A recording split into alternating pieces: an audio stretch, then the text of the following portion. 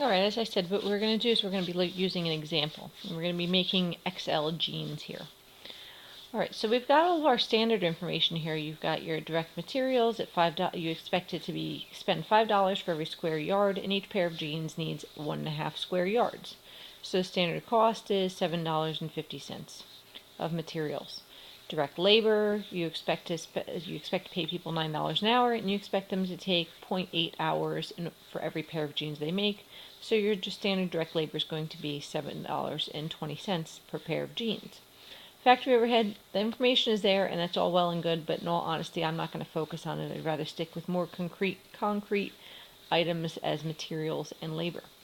Okay, so looking ahead to the next slide, and what I would suggest to you is that these are the slides that I use in my live classroom, and they are also available in the same place as these screencasts.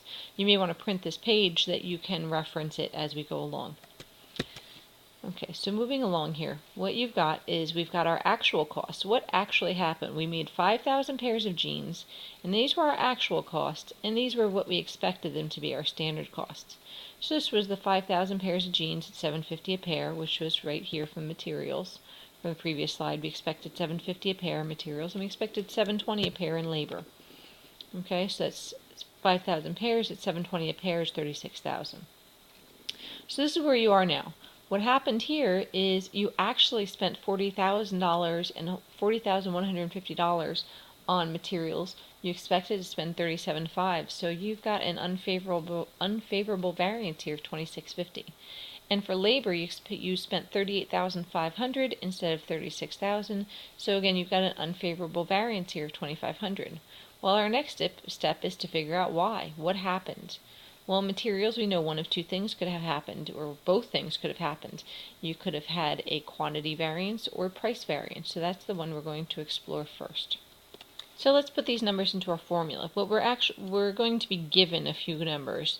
We're going to be given the actual price per unit that we spent, which is as simple as calling down to the purchasing people and saying, how much did we actually spend for a yard of material? Okay, so that's the number is going to be given to us.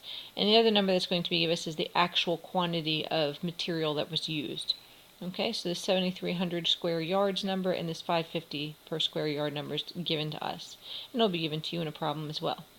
So the idea here is we actually spent $5.50 a piece, and we expected to spend $5 for every square yard. So right off the bat, we know that we've got an unfavorable price variance of 50 cents per yard. Now if I put this into the formula, I mean it is available for you here, but if you're going to be working with the formulas, what you're going to do is you're going to have direct materials price is $5.50, which is the actual price, minus $5, the standard price, and it gives you 50 cents. And as I said before, if it's positive, it's unfavorable. Times the 7,300 yards that you actually use, the actual quantity, gives you an unfavorable price variance of $3,650. Okay, so I hope putting into the formula has helped you out a little bit here. Well, now let's look at the quantity variance. What we're going to do is we're going to do the same thing right here. We're going to take the same numbers we were given. So we've got direct materials quantity, and the actual quantity that we used 7,300 yards of materials. The standard quantity, well, the standard quantity we weren't actually given, but it's simple enough to figure out. What we look at here with the standard quantity, oops, a little bit too far, is we knew that it was 1.5 square yards of material for every pair of jeans. You had 5,000 pairs of jeans. That's 7,500 square yards you expected to use. Now, this is probably one of the parts that students have the hardest time with, is figuring out that, it's not just 5,000 yards. It would be 5,000 pairs of jeans at $1.50 a yard. That equates to 7,500 square yards of material. That's how much you actually expected to use. So you've got 7,300 yards minus 7,500 yards. Gives you a a quantity variance of negative 200. So actually what we've got here is you've got a favorable variance. You use less material than you had expected to. All right, times the standard price, and the standard price is $5 each, gives you a direct materials quantity favorable variance of $1,000. All right, That was supposed to be a negative sign there. All right. So what you've got here is you've got your price variance, which is $36.50, unfavorable. So that's our U, plus our direct materials quantity variance, which is negative 1,000, which is actually a favorable variance. You don't even really need the negative, but you know it's favorable variance. So here you go. Here's the 2650 unfavorable variance that we did show earlier in this slide here. Let me go up a couple. Hang on. There you go. There's your 2650. So when you look at this and you analyze it, because that's, I mean, just doing the numbers is one thing, but if you actually look at what this variance was for, what happened here is you spent more materials than you expected to, but you used less materials to make every pair of jeans.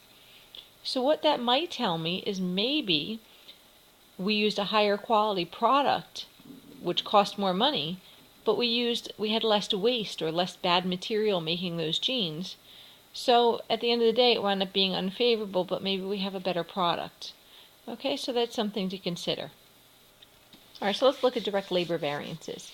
For every pair of jeans, we expected it to take 0.8 hours for every pair of jeans. We made 5,000 pairs of jeans, so we should have spent 4,000 hours making these 5,000 pairs of jeans. All right, and at $9 an hour is what we expected to pay people. We expected our direct labor cost to be $36,000, and it wasn't. We know that we spent more than that. So let's figure out where we spent the money. The idea here is that the actual, again, we're given the actual number here. The actual rate we paid for people was $10 an hour, but the standard rate that we did our calculations on, or our budget on, were $9 an hour. So that gives us right off the bat an unfavorable variance because we paid people more than we had expected to. So with that, I would throw that into the formula. I know these are rather simple numbers, but when you're doing your homework, I think this will be helpful to you to have these formulas to write into. But if you have the direct labor rate variance, what you'd be looking at is the actual rate of $10 minus the $9. You have a positive number left over, which you know is unfavorable, times the actual time that you used to make the jean, the actual time that you used. Again, that actual number, both actual numbers are going to be given to you. So the actual amount of hours that we used, or rather that we paid people for, was 3,850 hours. So we had 3,850 hours. Gives you a rate variance of 3,850 unfavorable. All right, so we paid people more than we had expected to when we prepared our budget originally. All right, let's look at our time variance now. What you've got here is the actual time that you used, which we just said was 3,850 hours, which is something we're given, minus the standard time. Well, let's look at what the standard time was. We expected, we could do the math real quick. We could say we expected to spend 0.8 hours on every pair of jeans, and we made 5,000 pairs of jeans. So 0.8 times 5,000 is 4,000 hours, right? I don't have to type that, I hope. 0.8 times 5,000. That's 4,000 hours, right? So there we go. So really what we did is we spent less time than we had expected to by 150 hours. You've got a negative 150 here, times the standard rate. We expected to pay $9 an hour. 150 at $9 an hour is $13.50 favorable.